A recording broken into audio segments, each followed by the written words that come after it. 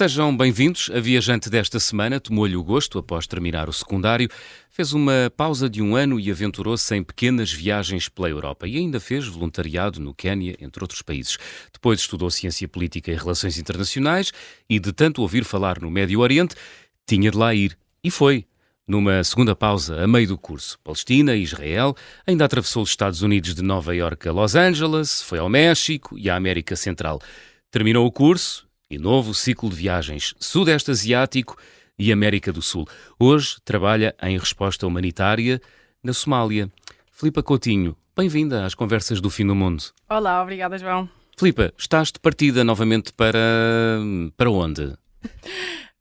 Agora vou uns dias a Malta com os meus amigos, aproveitar o final do verão e das férias, mas sábado de volta à Somália, acabaram-se as férias. E viajas leve, porque estou a olhar aqui para a tua bagagem. Vou de Ryanair, vai ser divertido. Nunca estiveste em Malta, pois não? Não, senão não ia, eu tento não repetir países. É? É, mas eu disse aos meus amigos que o que é que seja que eles organizassem, que fosse num país que eu nunca tenha ido, eu alinho. Por isso eles escolheram Malta. E vamos embora. Muito bem.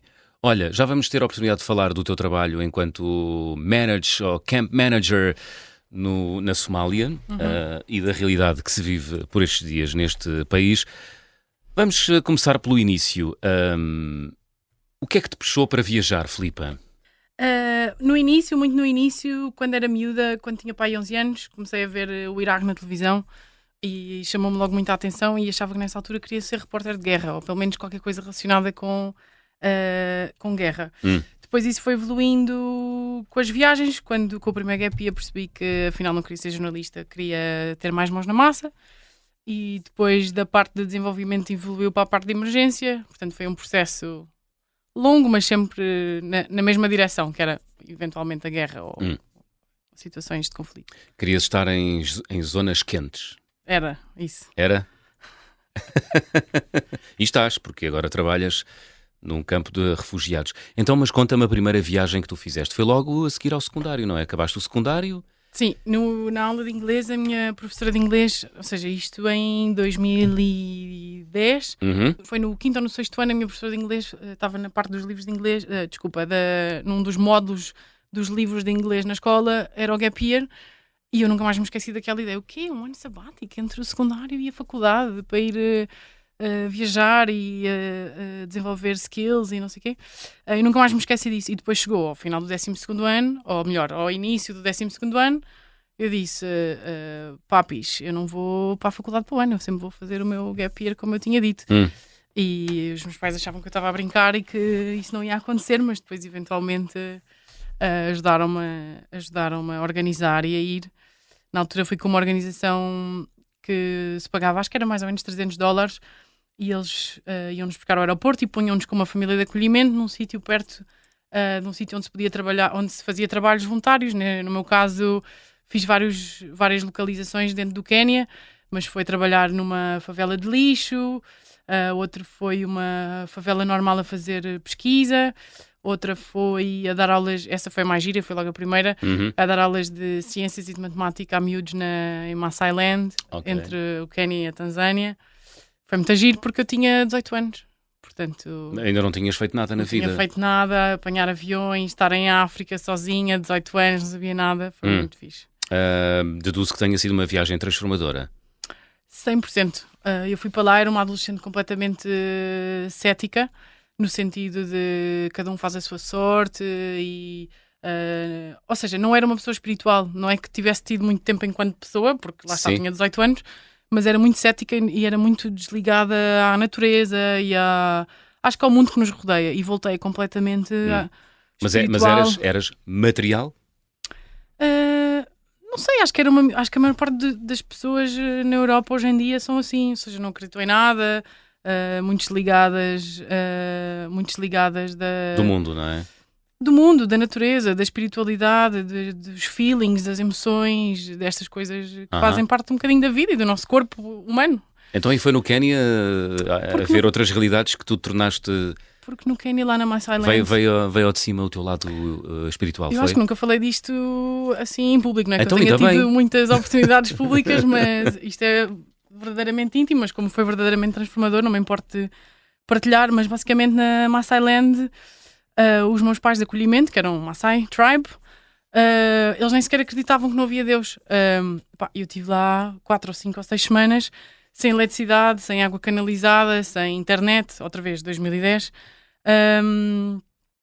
E na altura comecei a achar aquilo de acreditar em Deus, comecei a achar aquilo incrível, assim, uau, isto deve ser fixe, as pessoas devem se sentir bem, não é? E com o passado do tempo lá, quando os via tão felizes e tão tranquilos e tão será o que será, e não propriamente desleixados e a acreditar no destino, mas felizes, tranquilos, comecei a querer acreditar e depois tive uma conversa no dia em que saí de Maasai Land com um padre branco, britânico, se não me engano, lá perto do sítio onde eu estava, que me falou de Deus de uma forma completamente diferente. Eu comecei mesmo, quero acreditar. E depois de ficar nesse placement com os Maasai, fui viajar um bocado sozinha e aí é que eu comecei a sentir imensas coisas, imensos feelings. Comecei a sentir uma sensação muito forte que não estava sozinha, que ia ficar tudo bem, para seguir o instinto. E Mas isto acompanha-me até hoje, só ficou mais forte. Tornaste-te crente numa religião? Eu não sou religiosa, Aham.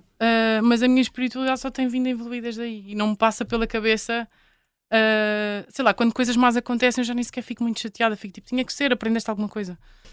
Foi no Quénia ou na Tanzânia, durante esse período, esse gap year, que tu fizeste a seguir ao secundário, decidiste estudar ciência política e relações internacionais, ou era algo que já querias fazer? Curiosamente, já começámos nesta linha da espiritualidade, isto foi um bocado um fruto disso, que foi, eu voltei do gap year e depois nós em Portugal só fazemos as candidaturas para a faculdade, acho que é maio ou junho ou julho, ou seja, é 2 meses antes de facto entrarmos. Sim.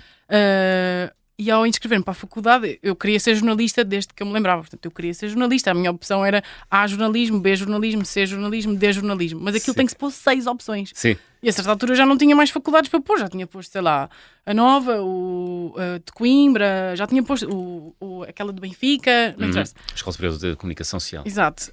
E depois quando abri a FCSH, porque eu não queria Ciências da Comunicação na FCSH, já me tinham dito muitas pessoas que aquele curso era muito teórico, mas de facto, como era supostamente a melhor faculdade, tive que abrir a Nova, a FCSH, para pôr, e essa foi a minha quinta opção. E quando abri Ciências da Comunicação, logo a seguir estava Ciência, Política e Relações Internacionais. Eu assim, que é isto? Deve ser muito agir. E nesta liberdade de agora sentir que estava tudo bem, de seguir os instintos, pensei, why not? E pus isso como 6ª opção. E lá entrei, ainda comecei em Benfica, porque tinha sido a minha primeira opção, e ainda entrei, mas mudei na segunda fase para Ciências Política Ciência Política e Relações Nacionais, porque fui ver as cadeiras e pensei, uau. E pronto. Ou seja, isto para dizer que não, sempre quis ser jornalista, mas depois com o gap year e com essa abertura de querer perceber o mundo e não sei, não vou chamar chamamento, mas... É algo que tu recomendas a qualquer jovem? Este curso? Não, fazer o gap year. Sim, sem dúvida. É? Eu acho mesmo, eu não recomendaria, eu acho que quase que devia ser obrigatório. Para pessoas da Europa ou pessoas do mundo desenvolvido, acho que devia ser obrigatório. Todos os miúdos e adultos também. Durante muito tempo, eu nessa altura fazia muitas publicações no blog e estava muito envolvida nestas coisas, em podcasts e programinhas e não sei o quê, por causa das viagens, porque era muito miúda. E recebi imensas mensagens de adultos, mas 40, 50, de gente a dizer que nunca viajou e que tinha imensa pena e que achavam super inspirador e que tinham pena de nunca ter feito. Sim. E isso ainda me alimentava mais. Vocês têm pena de nunca ter feito, eu tenho mesmo que fazer como deve ser. É porque isto vale a pena, não é? Sim. Boa. Quero mesmo fazer. Tanto vale a pena que fizeste novamente, a meio do curso, não é? Fizeste uma pausa outra vez de 1 ano. Sim. E aí foste tu, direito aonde? À Palestina, não foi? Sim, porque no primeiro semestre do 2º ano da faculdade estava a estudar o conflito israelo-palestiniano e estava a pensar que a Palestina ia acabar e que eu nunca tinha visitado. Pensei, não, este país não pode acabar sem eu visitar. Ou seja, quase que foi uma coisa egoísta em vez de fascinante.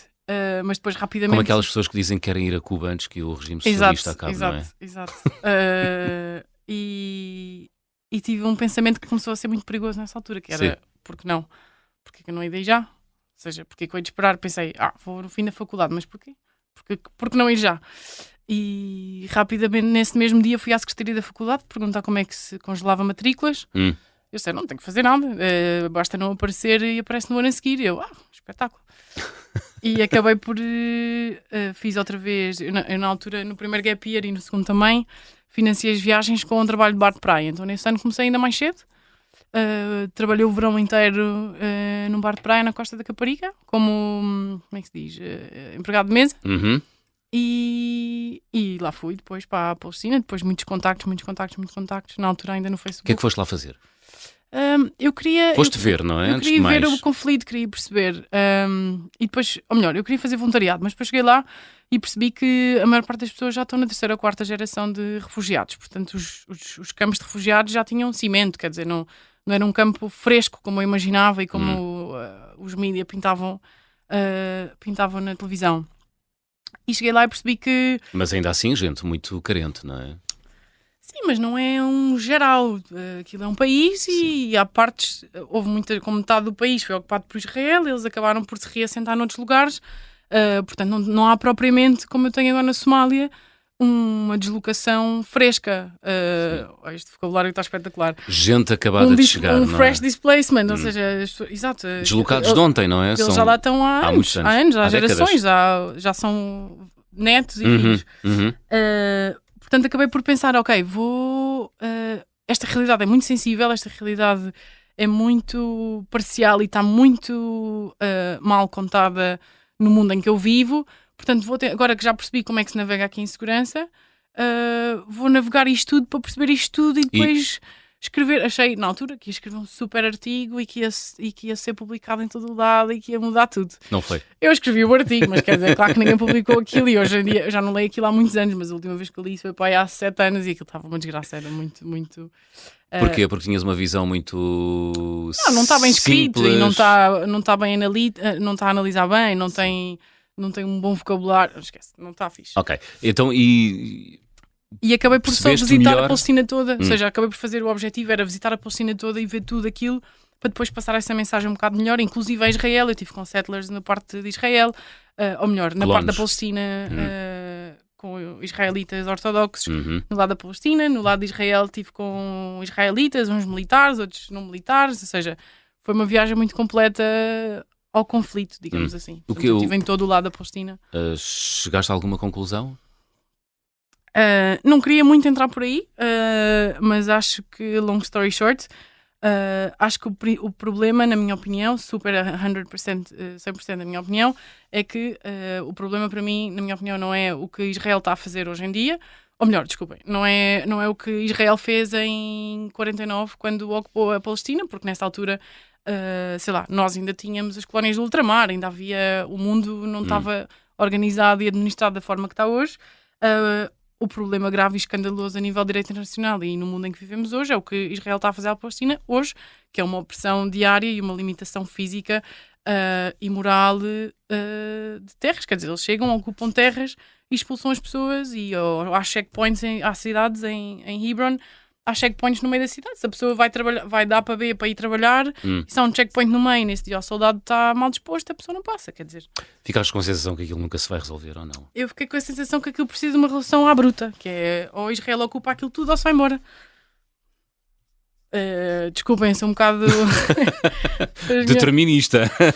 Não, porque o que acontece hoje são muitos anos de ressentimento. Entretanto, conheci muitos palestinianos noutras vidas, noutros lugares e em que falamos sobre isso, e eles continuam a ser muito ligados emocionalmente, e para eles eu ir embora e eu abandonar a causa não é uma opção. Portanto, eu que não sou de lá, se eu dizer estas coisas, para mim é fácil, não é? Portanto, claro, ou largam tudo ou ocupam tudo. Mas objetivamente é horrível esta conversa ter ido por aqui, porque isto é uma opinião super pessoal, mas não, mas então é muito suscetível, mas ainda assim é escandaloso o que acontece hoje. As pessoas não têm liberdade, não têm direito à economia, não têm direito à família, é muito chato. Nesse ano também atravessaste os Estados Unidos. Pronto, ias à procura de... Porque isso foi a parte divertida. Que foi, ok, então vais à Palestina, não é? Mas um gap year é um ano inteiro, ou é um ano escolar inteiro. Sim. O que é que vais fazer no resto do tempo? E eu pensei, então a África já fiz. O Médio Oriente vai ficar nessa viagem. A Ásia é muito grande, tem que ter mais tempo. A América do Sul ainda é um bocado perigoso, ainda quero aprender. Então sobra a América... do Norte. Sobra a América do Norte e na altura, e Central. pronto, então organizei, queria fazer a Route 66, grande maluca, em janeiro, estava um frio de rachar nos Estados Unidos. Pois, porque Estados Unidos é a América do Norte. Exato. Não, mas na minha cabeça não ia estar assim tanto frio. Pronto, e então fiz Nova York, LA. Transportes públicos, depois... não foi? De autocarro? Não. Não, à boleia. À boleia. Porque não tinha dinheiro para os transportes públicos. E depois desci o México e a América Central de mochila. Sozinha? Sozinha, sempre sozinha, todas estas viagens sozinha. Mas essa história de atravessar os Estados Unidos é divertida porque... Conta. Então eu cheguei a Nova York e primeiro achava que ia alugar uma moto, depois percebi que era muito complicado e que não tinha budget para isso. E decidi ir de autocarro. E depois comecei a fazer de autocarro e percebi que ainda menos tinha budget para andar de autocarro, porque para ir de estado a estado era tipo $70. O meu budget na altura era para ir $30 por dia ou 50, já não sei, mas era curtinho porque era backpacker, tinha 20 anos, tinha trabalhado o verão inteiro no bar da praia, mas não estava propriamente cheia de fundos para andar a viajar aos Estados Unidos e não tinha noção que era tão caro.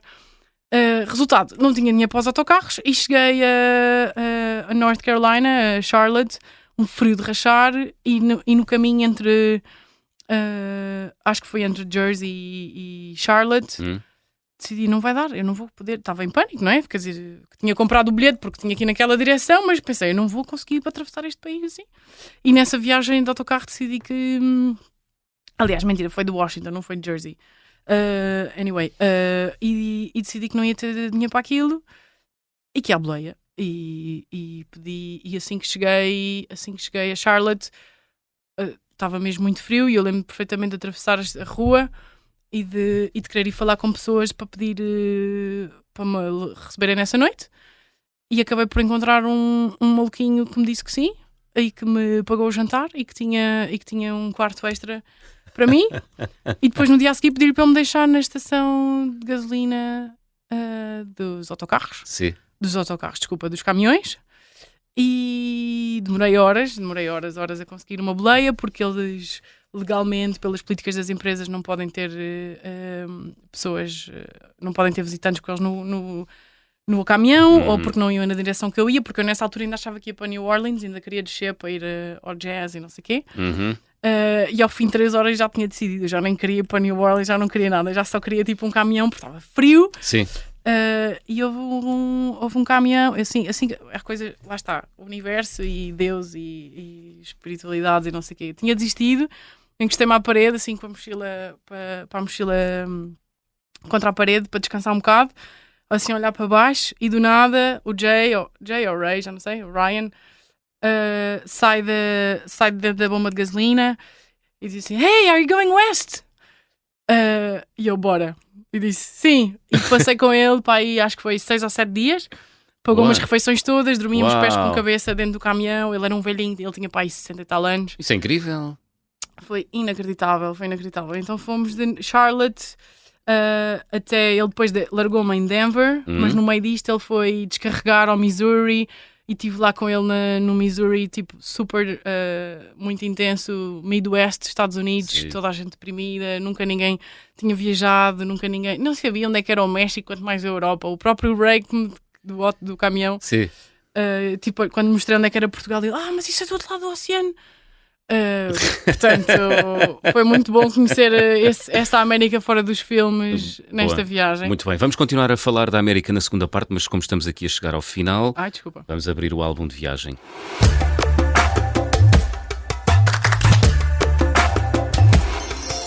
Filipa, guardas contigo ou em casa algum objeto que seja especial e tenhas trazido as tuas viagens?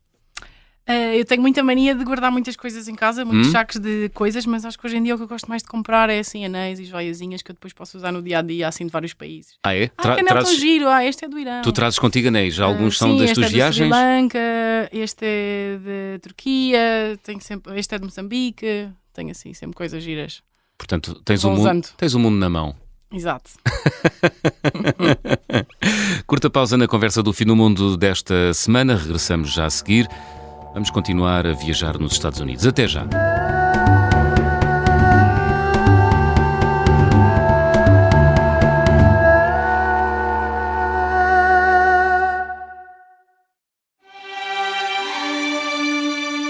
que era um grupo de gente completamente à margem e todos cheios de raiva. Esta é a Operação Papagaio, o plano mais louco de sempre para derrubar Salazar.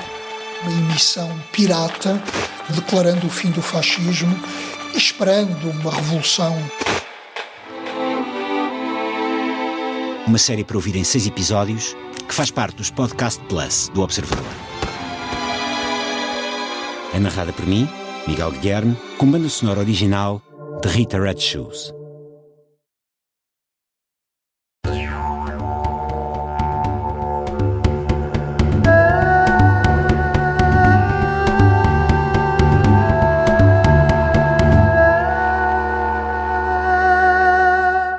Segunda parte das conversas do Fim do Mundo, esta semana com Filipa Coutinho.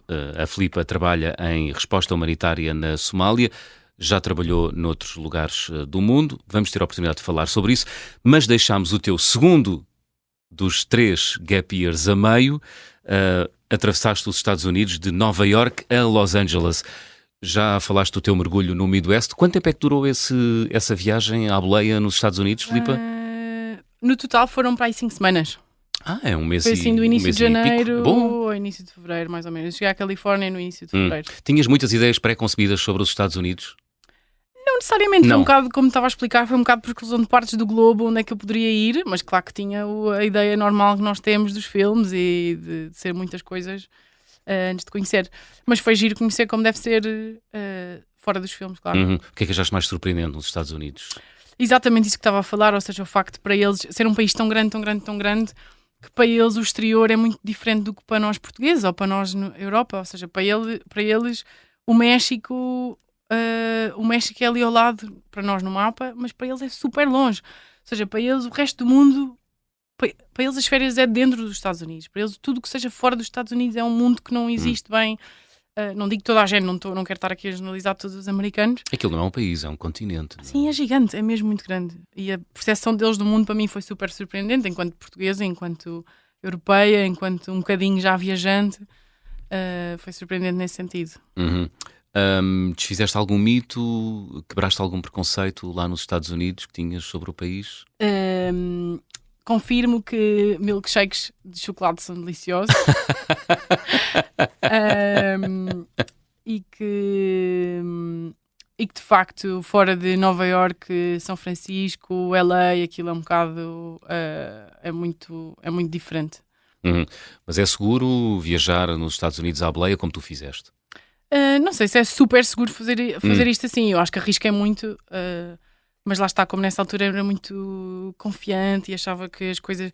Ou seja, acho que indo para uma pergunta que tu eventualmente me poderias fazer no final, qual seria o conselho para os viajantes ou uma coisa assim, o único conselho que eu tenho sempre para dar é mesmo seguir o instinto, porque quando temos bons instintos sobre as pessoas é muito raro as coisas correrem mal. E eu nessa altura seguia muito o instinto e sempre correu tudo bem. Portanto, não sei se é um país super seguro para andar lá à boleia, ou às vezes à noite em certas cidades, mas é um bocadinho bom senso, como em todos os outros países. Muito bem. Do mundo. O que é que gostaste mais de ver nos Estados Unidos?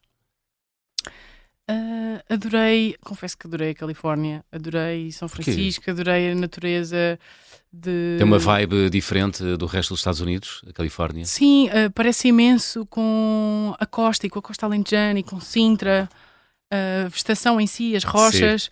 Adorei Yosemite, o parque, adorei a vibe da estrada, da marginal gigante que eles têm entre São Francisco e LA, é lindo. Acho que foi sem dúvida a parte que eu gostei mais. Muito bem. Depois daí partiste para o México e América Central. Sim, aí foi 100% mochileira, aí foi muito giro, aí foi muito mais divertido. O que é que foi giro? Porque era tudo, eu estava sozinha, aquilo era só paraíso, aquilo é as Caraíbas no fundo, não é? Ou seja, o México em si é fascinante porque é gigante e a comida é maravilhosa e as pessoas são ótimas, eu falo espanhol, então foi tudo muito fácil e muito divertido. E depois a América Central são as Caraíbas, então era snorkel e diving e vida de praia e de festas na praia e cervejas a 50 cêntimos e namorados e foi muito fixe. Fiesta. E foi um bocado aquela liberdade depois de não conseguir viajar nos Estados Unidos porque não tinha dinheiro, chegar à América Central e tudo é super barato e eu quero fazer tudo e é muito pequenino. Não aconselho as cidades, não é? Assim que chegava às cidades Guatemala City, como é que se chama aquela das Honduras? San Pedro, acho eu, no Belize. São cidades muito grandes, não é? São muito perigosas, supostamente, ou seja, roubos e não sei o quê, mas assim que se sai das cidades é tudo selva, então é incrível, é lindo, lindo, lindo. Boa. Depois, quando acabaste o teu curso de Ciência Política e Relações Internacionais, voltaste a fazer um novo Sim. gap year. O meu pai já ano não acreditava sabático. que eu voltava para a faculdade depois deste segundo gap year, mas eu voltei. Voltei e dessa vez comecei logo a fazer, a trabalhar em part-time para conseguir pagar o outro gap year. Portanto, assim que acabei a faculdade, segui para fazer outra viagem.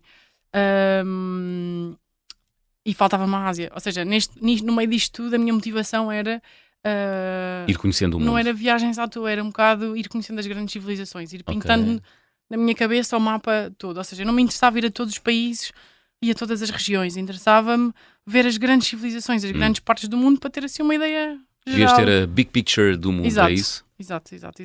Então E faltava a Ásia. rumaste à Ásia. Sim, então tive um mês na Indonésia a surfar.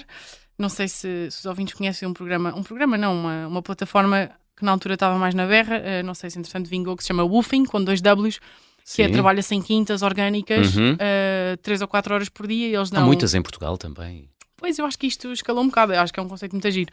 Eles dão comida e dormida e nós trabalhamos nas quintas. Só que aquilo era uma baiazinha que tinha ondas 24 horas por dia, andava-se de bicicleta para dormir na selva, nas cabanas, e eu disse, malta da quinta, eu não vou conseguir. Aquilo também era uma quinta que estava muito no início, ela precisava de imensas coisas, e eu disse, não vai dar, eu vou só ficar aqui a aproveitar, a surfar. Estava uma comunidade internacional E deixaram-te ficar grande. lá? Sim. Não fiquei lá, foi para um sítio a pagar, mas aquilo era tão barato também que eu não me importei.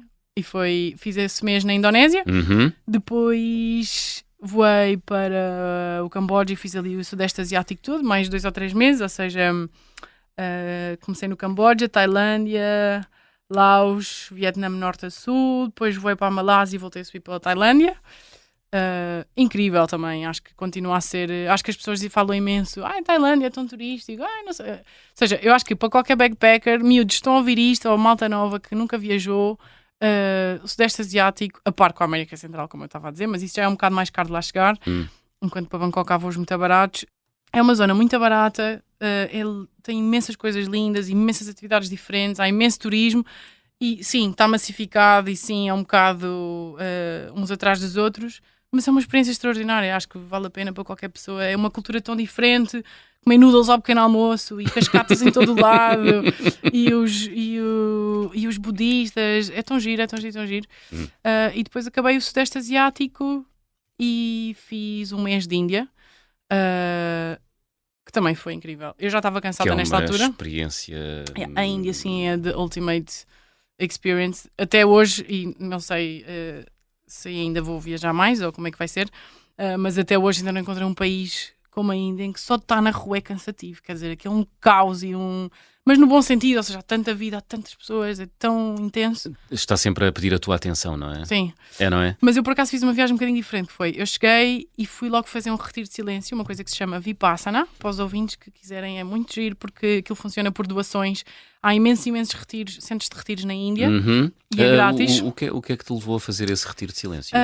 Eu queria, lá está, na lógica da espiritualidade e não sei o quê, parece que eu estou a falar imenso disto, quem ouvir vai pensar que eu sou super shanti. Eu não sou só aberta a estas coisas, mas tinha a curiosidade de fazer, de aprender a meditar melhor, ou seja, depois daquele ano da África e depois destes anos de viagens, ou seja, toda eu era uma mescla de muitas emoções e de muitas pipas e de muitas pessoas diferentes, e queria ter essa experiência de aprender, de ter uma experiência intensa de meditação. Quanto tempo durou esse retiro de silêncio? Eram 10 dias. 10 dias? 10 dias em silêncio. Portanto, durante 10 dias não falaste com ninguém? Durante 10 dias não falei com ninguém. Só contigo? Só comigo. Aquilo, e mais do que não falar, aquilo chega-se lá e deixa-se o computador e o telemóvel e os livros e os cadernos à porta. Sim. E entra-se sem nada, só com roupa. Portanto, ou seja, sem entretenimento, sem qualquer espécie de entretenimento. Não há distrações? Eu fiz uma coisa que eu não aguentava. Eu levei uma caneta e um mini caderno. Porque senão eu ia estar a estressar com o facto de não poder escrever. Então todos os dias... Escrevias? Eu não escrevia, mas eu apontava palavras-chave. Tipo, eu lembro que havia uma palavra-chave que era o gomo da laranja. porque eram as sensações. Lembro-me, foi um dia que eu tive uma trip gigante só a comer uma laranja de manhã, com as sensações e com os sabores e com o cheiro. Ou seja, assim que saí do Retiro de Silêncio, tive um dia inteiro a escrever sobre aquilo. Ou seja, peguei nas minhas notas e a descrever o processo todo. Acho que até hoje é o post maior do meu blog, tenho que revisitar.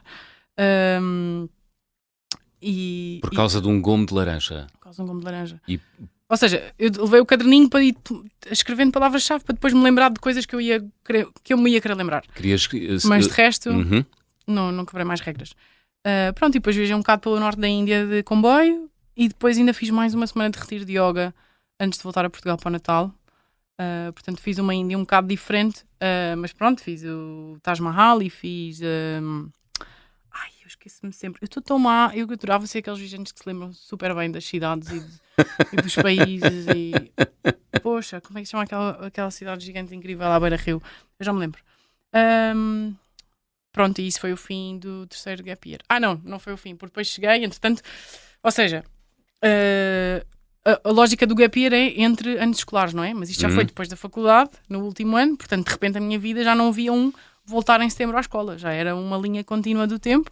Era vou regressar e vou tornar-me adulta e começar a trabalhar, não é? Exato, e depois voltei e comecei a procurar imensos trabalhos, mas ainda me faltava a América do Sul, porque eu era suposto fazer isso no segundo gap year depois da América Central, mas tive que voltar mais cedo por razões familiares. E então tinha isso pendente e acabei por voltar depois a viajar depois do Natal. Para a América do Sul. Com uma amiga, foi a primeira viagem que fiz acompanhada com uma das minhas amigas. É muito diferente? Viajar sozinha ou viajar acompanhada? 200% diferente. De diferente? Sim. Mas melhor ou pior? O que é que tem... Diferente, acho que quando as coisas são diferentes. É uma coisa do que a pergunta de qual é o teu país preferido. Acho que como é que se compara os Estados Unidos ou esta semana ou aquele mês de surf na Indonésia. Quer dizer, há coisas que não têm comparação às civilizações umas com as outras. Então fizemos Brasil, Bolívia e Peru e Brasil, a Amazónia inteira. Foi muito fixe. Uau. É diferente porque, ou seja, sozinha eu acho que as pessoas têm muita sensação que quando as pessoas viajam sozinhas, estão sozinhas. Eu quando viajo sozinha, eu nunca estou sozinha porque há a malta dos hostels, há a malta que conhecemos nos autocarros. É o mais normal num backpacker que esteja a viajar sozinho, é que conheça uma pessoa num sítio e depois vão juntos uma semana ou 2 ou 3 até... Para já, quando se parte para um programa desses, já se vai de espírito aberto e para receber... Sim. Não, mas é mesmo difícil estar sozinho quando se viaja sozinho. E depois viajar acompanhada é aquela coisa de estar sempre com aquela pessoa e estar dividir os planos. Acho que o que se imagina que é diferente é fixe por um lado, mas depois também nos fechamos mais no grupo de 2. É muito mais difícil conhecer pessoas e estar aberto a todas as coisas. Mas foi incrível, dá para arriscar mais. Dá? E para dividir mais custos, sim. Pois. Eu sozinha não arrisco tanto como quando se tiver uma pessoa. Apesar das boleias e assim, umas maluquices, mas a dividir é mais fácil de arriscar. Filipa, tu agora trabalhas em resposta humanitária na Somália. O que é que fazes concretamente? Super concretamente, eu trabalho no setor de Camp Coordination e Camp Management, ou seja, CCCM. Fazes coordenação de campos de refugiados, coordenação é e isso? gestão de campo. Ou seja, numa resposta de emergência, a emergência divide-se por diferentes setores. Pode ser WASH, que é água, pode ser shelter, que é abrigo, pode ser comida, pode ser saúde, pode ser educação. E o meu é o setor que faz a coordenação da informação entre todos estes. Portanto, nós, de facto, não estamos a fazer distribuições nenhumas ou não estamos diretamente a construir latrinas ou a reabilitar pontos de água como está a fazer WASH, ou a construir abrigos como está a fazer shelter, ou a distribuir comida ou cash como está a fazer food. Quantas pessoas trabalham no teu campo? Eu tenho 213 campos, neste momento, na Somália, em 5 áreas diferentes. Quantas pessoas trabalham? Não, quantas pessoas vivem nos campos? Vivem. Cada campo tem, em média, 300 famílias e cada família tem 6 pessoas. Eu tenho 213 campos. De facto, eu sei, pelos meus números, são mais de 400 mil. Não sei se a média depois dá certo ou não, ainda não fiz a conta. Mas mais de 400 mil pessoas. Sim, é inacreditável, não é? O mundo é mesmo um sítio a Somália... a precisar de uma grande volta, não é? Sim, sem dúvida. A Somália é um conflito mesmo com muitas camadas, é muito complexo, muito difícil mesmo. São pessoas deslocadas, portanto, são pessoas que fugiram... Sim, mas é um de décadas de guerra civil, não é? Exato, é um conflito há 30 anos e agora o ano passado tiveram a pior seca de sempre, então não foi declarada fome, porque senão todas as organizações de desenvolvimento iam perder o funding. Portanto, o governo não tinha interesse nenhum em declarar a fome, mas houve de facto uma fome. Eu tenho miúdos malnutridos a chegar aos campos todos os dias. Portanto, é uma E há resposta para essas pessoas? Sim, neste momento, sim, médio. Neste momento, um dos maiores problemas que eu tenho é que, lá está, nos 200 campos, tenho pessoas a chegar todos os dias, mas tenho lá pessoas que estão lá há imenso tempo. E a ajuda, neste momento, o dinheiro está muito mais direcionada às vítimas da seca e da fome do que propriamente displacement mais antigo. Portanto, é um bocado complexo gerir os recursos que há, porque a maior parte das organizações estão a trabalhar para as novas chegadas. Mas sim, é possível, não se pode resolver a vida das pessoas, mas há uma primeira ajuda, pelo menos. Tu trabalhas para uma ONG, não é? Sim. Que presta então, faz essa coordenação dos campos. A ajuda que chega é suficiente ou não, Filipa? Não, de longe, claro que não. Nunca é, não é? Acho que nunca é, e há muito, por exemplo, agora na Somália, como supostamente vai acabar a seca,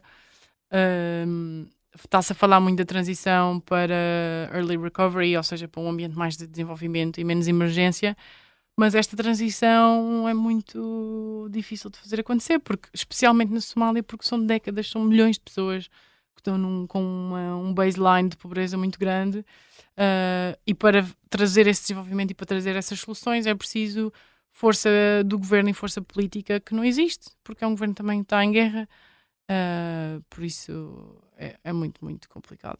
E o pior é que não é só na Somália, não é? Sim, o Iémen era a mesma coisa. Que o Iémen não era tão difícil.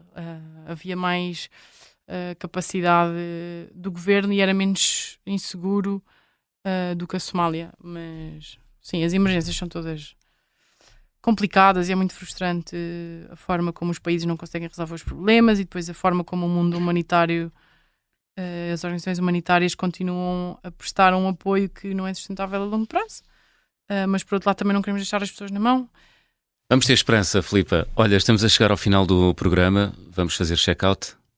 Vamos embora. Então, vou pedir-te para completares as habituais frases. Na minha mala vai sempre. O que é que não falha? Na mala da Filipa, também conhecida como Pipa. Uma power bank. Power bank, porque andas sempre lá nos campos, não é? E precisas de energia para o teu telemóvel, é isso? Certo, não posso ficar sem bateria. O carimbo de passaporte mais difícil de obter até hoje? Eu acho que o Iémen, não que tenha sido um visto que eu tenha conseguido sozinha, mas foi o Iémen, sem dúvida. Para trabalhar ou viajar? Não, para trabalhar. Para trabalhar. Para trabalhar. A viagem com mais peripécias que realizei, qual foi, Filipa? Eu acho que esta que eu estava a contar da América do Norte, caminhão e não sei o quê, acho que pode ser isso. Foi? Queres partilhar assim uma micro-historiazinha dos Estados Unidos? Acho que esse momento em que o Ray disse "Are you going west?", acho que isso foi incrível. Aquele senhor que te deu boleia durante 6 ou 7 dias, esse não é? Velhinho, sim, salvou Uma grande experiência vida. sociológica, não é? Passar assim tanto tempo com uma pessoa. Sim, e ele era fascinado com o exterior, lá está, ele nunca tinha estado, ele disse, tu fizeste o meu ano, ele nunca tinha estado com uma Mantens pessoa. contacto com ele? Mantens contacto com Ele ele? morreu há uns anos, a filha bolas. dele escreveu, mas sim, Escreveu-te? mantive um bocadinho. Giro. Isto já foi há mais de 10 anos. A refeição mais estranha que comi?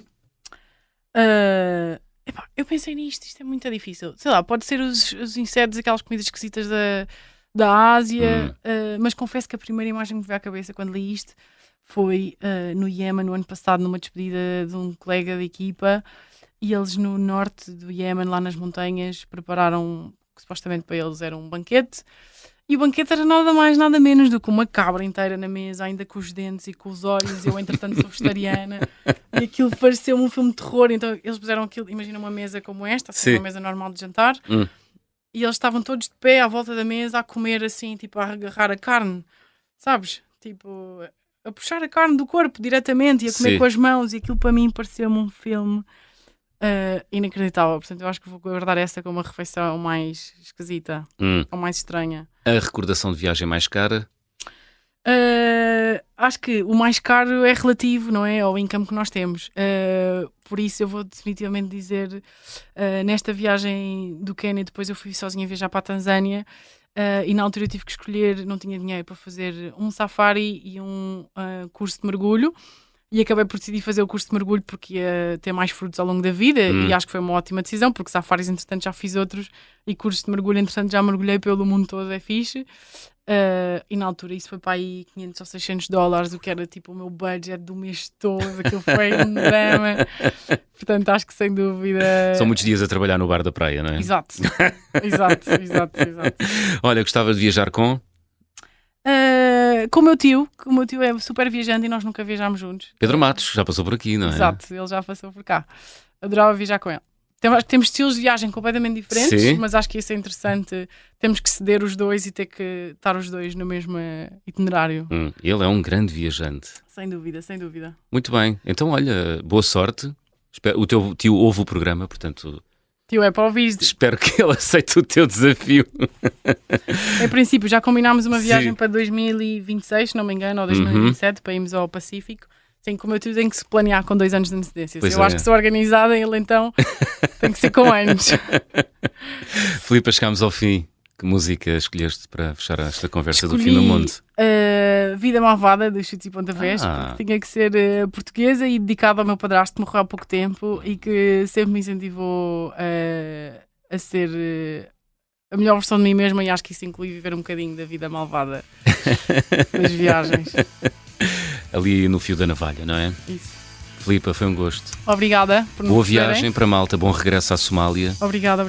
E obrigado por teres vindo e partilhado Obrigada connosco. eu. Até à próxima. Vida Malvada, Chutes e Pontapés, no fecho da conversa do fim do mundo desta semana. Já sabem, sejam bons e boas viagens. Adeus vida, aqui nada dos horários e das bichas e das gripes do inverno e do suor do verão.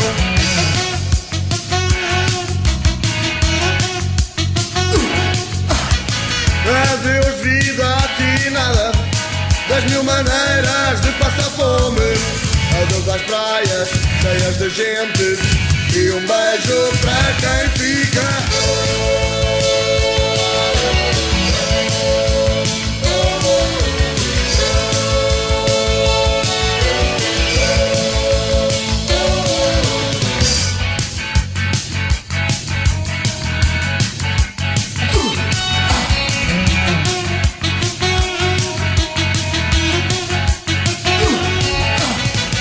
Adeus vida, aqui nada ter de dormir 7 horas por dia, ir para o trabalho e ainda de noite ser sempre o mesmo a todas as horas.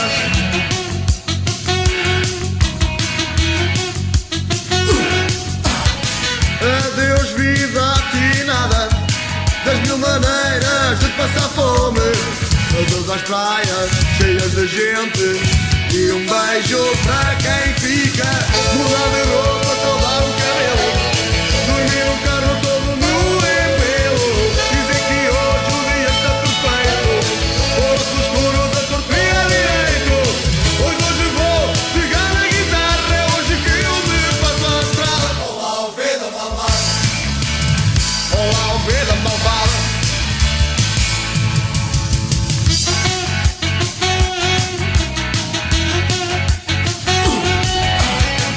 Escorrega e desliza nessa estrada de vento.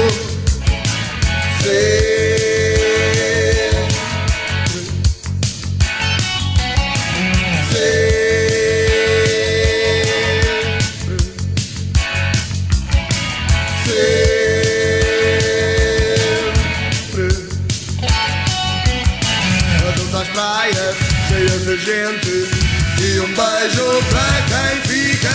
Mudar de roupa, saudar o cabelo, dormir no carro todo nu em pelo. Dizer que hoje o dia está perfeito, corpo escuro da torto e a direito. Pois hoje vou pegar na guitarra, é hoje que eu me passo à estrada. Olá, vida malvada. Olá, vida malvada.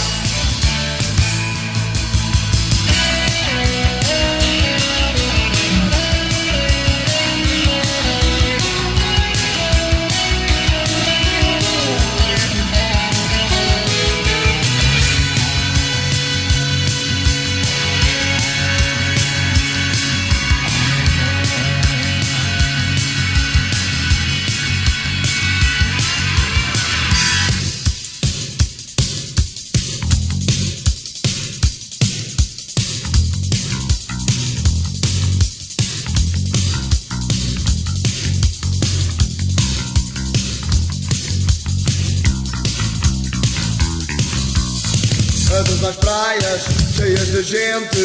E um beijo para quem fica mudando a roupa, salvar o cabelo, dormir num carro todo nu em pelo. Dizer que hoje o dia está perfeito, óculos escuros a torto e a direito. Pois hoje vou pegar a guitarra, é hoje que eu me faço à estrada. Olá, vida malvada. Olá, vida malvada. Olá, vida malvada. Olá, vida malvada. Olá, ovelha malvada.